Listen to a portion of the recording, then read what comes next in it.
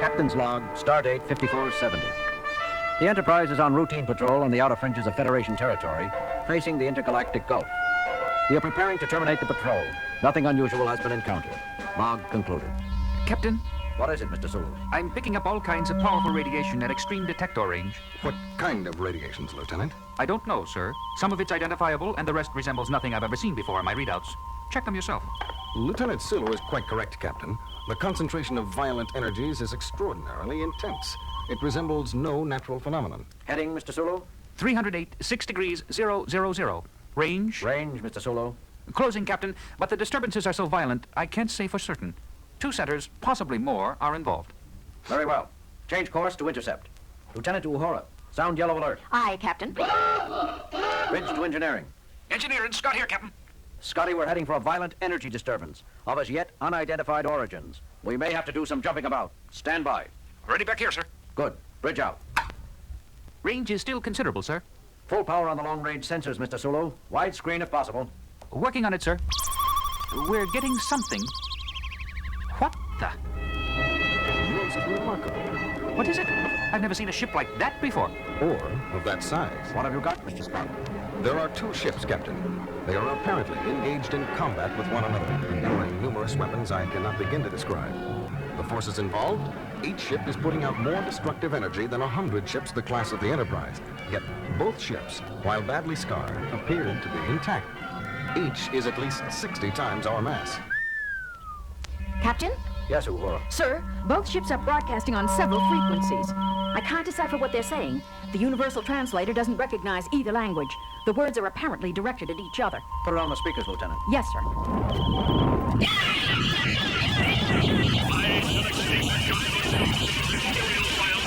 Lower the volume. Keep it on the speakers, Lieutenant. Mr. Spock, how are you coming with identification? Nothing in records yet, Captain. Still processing. Intruder, identify thyself. Uhura, give me a reply frequency. Ready, Captain. This is Captain James T. Kirk of the USS Enterprise. Who are you? Where do you come from? What dost thou represent? The United Federation of Planets and its allied peoples. I repeat, who are you? I am the Red Worm, 333rd Super Dreadnought of my class, built by the unified Dre peoples. There is nothing in my computer banks of a United Federation. Therefore, I must assume you are unneutral. For God's sake, Jim, confirm that we are neutral. It has been assumed, Doctor. Didn't you hear? Yes, but I don't want that thing to forget it. It's the biggest warship I ever saw. Except for the one it's fighting, of course. What ship? What ship? Identify yourself immediately! Uhura, did we just do that? This is a different frequency, Captain. The call is coming from the other ship. This is James Kirk, commanding the USS Enterprise, United Federation of Planets. We are a neutral. Impossible! I, renderer of the Next Empire, have declared that all who are not allied with me are friends of the unmentionable Dre peoples! Sorry, but we really are neutral. We have nothing to do with either the Dre peoples, as you call them, or the Next Empire. Spock, what have you got on those 2 stellar civilizations? I've never heard of either of them. Working on it, Captain. You must listen to me, or if you... I call on you to surrender your... Signals have faded out, Captain. They appear to have forgotten us already. They're fully occupied trying to destroy each other. And I have information on both groups. What is it, Spock?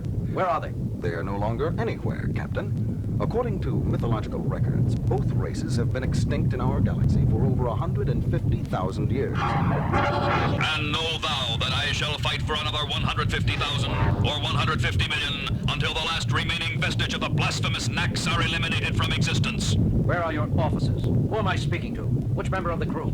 Crew? Officers? We of the Nax carry on for our builders and nesters! No less we of the Dre, infidel.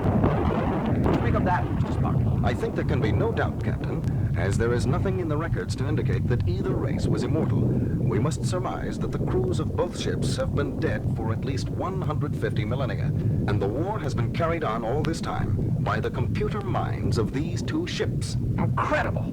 Well put, Doctor. Both ships have apparently survived on their own initiative, continuing to carry out the last orders of their living masters, repairing themselves, modifying their own structure, constantly developing new weapons and new defenses, each hunting for a crucial advantage over its opponent. Yet it seems they are evenly matched. Oh, very interesting, Mr. Mr. Spock, but at the moment I'm more concerned about their present course. If they keep traveling in the direction they are now, they'll enter densely populated Federation space within a few days. They've elected to regard us as neutral.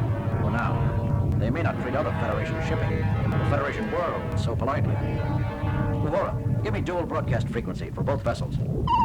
Ready, sir. Enterprise to combatants. Enterprise calling combatants. Listen, you two. You can reduce each other to Masons if you want. But can't you do it somewhere else? You are headed... A challenge! You would dispute my position? No, forget what I said. Spock, what are we going to do? These two are so involved with each other, they've lost the ability to trust anyone else. But we have to turn them somehow. Maybe if we could discover the reason behind the fighting, we could mediate for them, Jim. Did you hear the insults they threw at each other, Bones? After 150,000 years, Doctor, I doubt that either ship recalls what the war was originally fought over. That's usually the case with most wars which last more than a few months. Still, we have to do something. Jim, how about taking sides, joining up to help one ship defeat the other? Too risky, Bones. We know nothing of either the Dre peoples or the Nax Empire. I can't opt for one side blind. Besides, I doubt that the Enterprise would make one bit of difference for either side, considering the kind of energy weapons they're using. I doubt that our phasers and photon torpedoes could so much as irritate either vessel. And it could get the Enterprise blown clear to the Magellanic Clouds. Just the Enterprise, maybe. But suppose we convince them we can call on several thousand ships the size of the Enterprise. A thought, Doctor. Except that we cannot call on several thousand ships. We cannot even call immediately on 3 or 4. True, Spock. But they don't know that.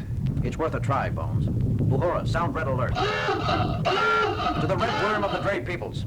Unless you change your course, you will soon be set upon by thousands of warships of the United Federation of Peoples and will be destroyed. And Renderer of the Nax Empire. Unless you break off and disengage from this sector, 10,000 cruisers of the UFP will appear to volatilize the last remnant of your empire. Sacrilegious interloper! Enemy of its Imperial Majesty, I have been deceived! Captain, both ships are changing course. Mr. Sulu, emergency overdrive, warp 8. That was close, Captain. They both fired at our former position. With their minor batteries, I believe. However, they regard the threat seriously, it seems. Both vessels are currently in pursuit. Sulu? They're not closing, Captain. They're still too busy fighting each other, but we're not pulling away from them either. Good. I don't want to lose them. Yet. Kirk here. Go ahead, Mr. Scott. Captain, how long are we going to run at warp 8? We've got full deflector shields up, too. We can't maintain this kind of shielding and this speed for too long. I know, Scotty. Hang together down there a while longer yet. We'll do what we can, Captain. Scott out. Well, Bones, we got them to change their course. We're headed away from Federation-inhabited worlds now. That still leaves the problem of convincing them to leave us alone. Well, I don't know what to suggest, Jim. I didn't get that far. Great. Mr. Spock? I don't know what to suggest either, Captain. At this point, the crucial issue appears to be whether or not... A trick! I see through you now. There is no such thing as a United Federation of Planets. It was a low ploy of you, blasphemer, to attempt to fool me into assuming a weaker tactical position. You are quick, evil monster! Did you truly think to trick me, with such a feeble lie? This United Federation, this tiny fabrication masquerading as an inhabited ship, is but a decoy, manufactured in your own perverted factories. You will pay for that. Die, social misfit! I shall extinguish your noisomeness, imperial vileness. They're slowing, Captain. We're pulling clear of them. Of course, Mr. Sulu. Unchanged. They're still headed full speed away from Federation space. Well, what do you think of that? Did you hear, Jim? They've decided that the Enterprise is a trick. The Red Worm thinks we're a trick of the Renderer, and the Renderer believes we're a decoy cooked up by the Red Worm. Each computer has been battling the other for so long they can no longer trust anything. It is so in all extended wars. Truth is the first casualty, and the last wound to heal. Mr. Sulu, set in a course for Starbase 14. Aye, sir. Detectors report both ships still heading out toward the galactic rim. And according to sensors, still fighting with each other as heavily as ever. It is sad, Captain. All that knowledge, all that power, devoted to continuing a war whose cause has long since been forgotten. What a waste. Sulu, reduce speed to warp back to 5.